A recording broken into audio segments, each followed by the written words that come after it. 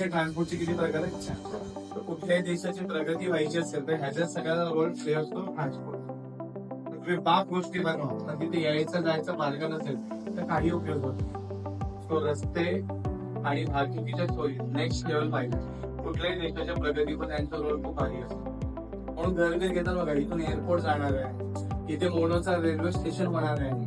हे कुठल्या ट्रान्सपोर्टचे प्रकार रेल्स हे कोणाशी कनेक्ट करतात डेव्हलपमेंटशी. तो आजू बाजू ट्रांसपोर्ट का किधर भी डेवलपमेंट होगा मतलब अपने प्रॉपर्टीवर का भी डेव्हलप. इतकं ट्रान्सपोर्टची इम्पॉर्टन्स आहे बिझनेस साठी. म्हणून चांगलं लोकेशन चांगलं ट्रान्सपोर्ट असेल 2 पैसे जास्त बिझनेस घ्यायला तयार होतं. कारण त्याचा स्पीड वाढतो बिझनेस डेव्हलप करण्यात. कोणी रस्त्यामधून जाणार ट्रान्सपोर्टची व्यवस्था नाही पण तुम्ही किती पण स्वस्त द्या रेंट मध्ये बिझनेस मध्ये ते नकोच आहे. 2 पैसे जास्त घे पण ट्रान्सपोर्ट